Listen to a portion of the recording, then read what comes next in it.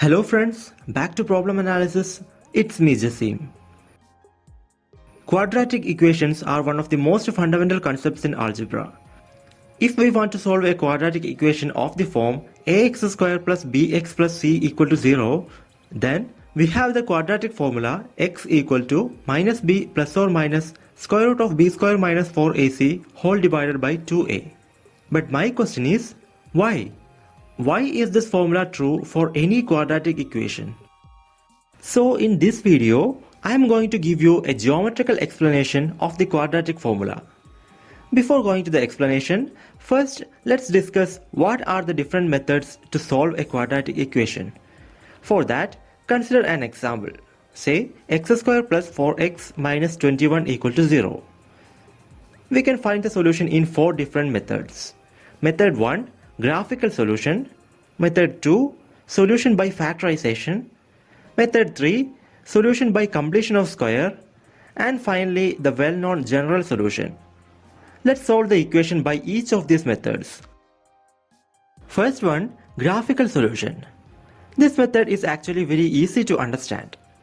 Consider the function f of x equal to x square plus 4x minus 21 and plot the graph of this function in the xy plane. Now mark the points where the curve intersects with the x-axis. Their coordinates are ordered pair minus 7, 0 and 3, 0. That means when x equal to 3 or minus 7, the value of f of x is equal to 0. Therefore, the solutions of this quadratic equation are 3 and minus 7. Second method is solution by factorization. In this method, first notice the constant term of this equation. Here it is minus 21 and 21 can be written as 3 into 7. Now notice the second term of this equation and here it is 4x. In terms of 7 and 3, we can write 4x as 7x minus 3x. Now look at the first two terms, x square plus 7x. As you can see, x is common. And so it can be written as x into x plus 7. Now in the remaining two terms, minus 3x minus 3 into 7, we can see that minus 3 is common in both terms. Therefore, write it as minus 3 into x plus 7. Now check the resulting equation. Surprisingly, x plus 7 is common in both terms. Taking it outside, we will get x plus 7 into x minus 3 equal to 0. So, what we done here is, we factorized the given quadratic equation as a product of two first-degree polynomials. Now, this implies at least one of the factors must be equal to 0. That is, either x plus 7 equal to 0 or x minus 3 equal to 0. That means either x equal to minus 7 or x equal to 3. And these are the solutions obtained through factorization method. Now the third method is solution by completion of square. For applying this method, first make sure that the coefficient of x square is equal to 1. If the coefficient is some other non-zero number not equal to 1, then divide the entire equation by that number and then proceed. Now, next step is to bring the constant term to the right hand side to get x square plus 4x equal to 21. Now notice the coefficient of x. Here it is 4 and the half of 4 is equal to 2. Now add 2 square on both sides of the equation. Why we are doing this is because look at the left hand side of this equation. It is x square plus 4x plus 2 square and that is equal to x plus 2 whole square. And right hand side is equal to 25 which is equal to 5 square. That is, by adding an extra term of 2 square, we could convert the quadratic equation to the form of square of a linear equation. This process is actually called completing square. That is why this method is called solution by completion of square. Now, the resulting equation is x plus 2 whole square equal to 5 square. That means x plus 2 can be either 5 or minus 5. So x is equal to minus 2 plus or minus 5. That is, value of x is equal to 3 or minus 7. Now, the fourth method is the most popular method. that is the general solution method by using quadratic formula. For that, let ax square plus bx plus c equal to 0 be any quadratic equation where a is not equal to 0. Then the general solution is given by the quadratic formula x equal to minus b plus or minus square root of b square minus 4ac whole divided by 2a. Now compare our quadratic equation with the general form.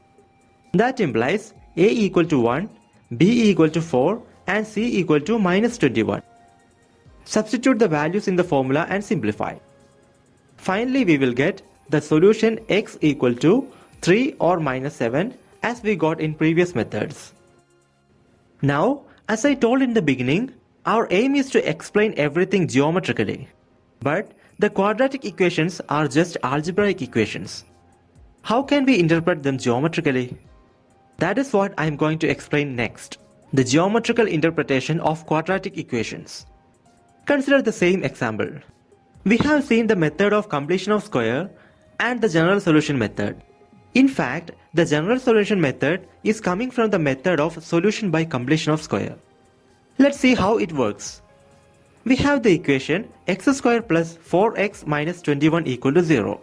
We can write it as x square plus 4x equal to 21. Now, consider a square with side length x and hence area equal to x square.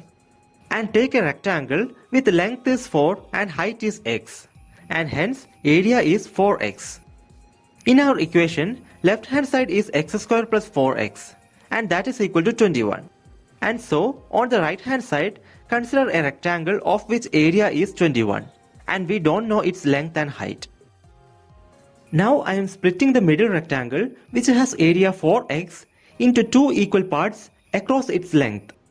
It results in two smaller rectangles, both having length equal to 2 units and height equal to x units. Now, join these two pieces with the first square which has area x square, one on the right side and the other on the top. Now, look at the left hand side. If we add a square of side length 2 units on the top corner, we can make it into a complete square. So, the newly added area is 2 square. Then we have to add the same amount of area on the right hand side also. Therefore, I am adding a square of side 2 units, and so the area is 4. Hence the total area on the right hand side will be 21 plus 4 equal to 25. We can consider it as a square of area 25 square units because there is no condition about its length and breadth, and on the left hand side we have a square. So it will be convenient if we take it as a square. Now come to the left hand side. Here we have a square that has side length x plus 2. And so the area is x plus 2 whole square. On the right hand side, the area is 25, which is equal to 5 square. Now equate both the areas, which gives x plus 2 whole square is equal to 5 square. Then the side lengths will be equal, that is x plus 2 equal to 5. The only possible value for x is equal to 3. But theoretically, there is one more possibility. The square of minus 5 is also equal to 25. Therefore, we can take x plus 2 equal to minus 5, which gives x equal to minus 7, the second possible value for x. These are the solutions of this quadratic equation. And in this method, we have added an extra square to the figure to complete the square. And that is why this method is called the method of completion of square. Now let's move on to the general case. For a quadratic equation of the form ax square plus bx plus c equal to 0, we have the general solution is x equal to minus b plus or minus square root of b square minus 4ac whole divided by 2a. Now we are going to see how this equation has come. The first step is divide the equation throughout by a, the coefficient of x square, and it gives x square plus b by ax plus c by a equal to 0.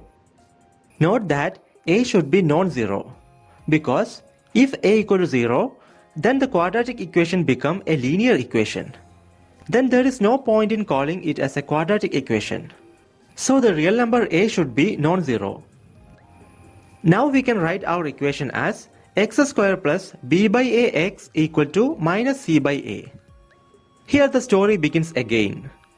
On the left hand side, we have x square plus b by ax. Now as we have done earlier, consider a square of side length x and so area equal to x square. And a rectangle with length is b by a and height is x. Then its area will be b by ax. At the same time, on the right hand side, consider a rectangle with area equal to minus c by a. Now we are splitting the middle rectangle into equal halves along the length. Then two smaller rectangles will form, each having length equal to b by 2a and height equal to x, and therefore area equal to b by 2ax. Now as we have done earlier, combine them along with the first square, which has side length x and area x square, one on the top and the other on the right side. Now on the top right corner of the figure, if we add a small square, the whole figure will form a complete square. So what will be the side length of that smaller square which has to be added? Clearly it is b by 2a, and therefore the area of that square will be b square by 4a square. Since it is extra added, we have to add the same amount of area on the other side also. So a square of area b square by 4a square is added on the right hand side. Then the total area on the right hand side will be b square by 4a square minus c by a.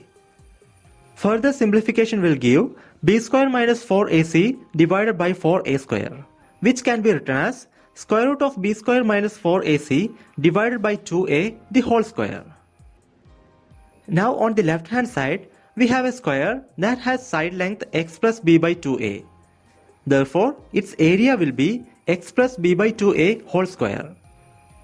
Now equate the areas on both sides, which will give x plus b by 2a whole square is equal to root of b square minus 4ac divided by 2a the whole square. Now take the square root on both sides.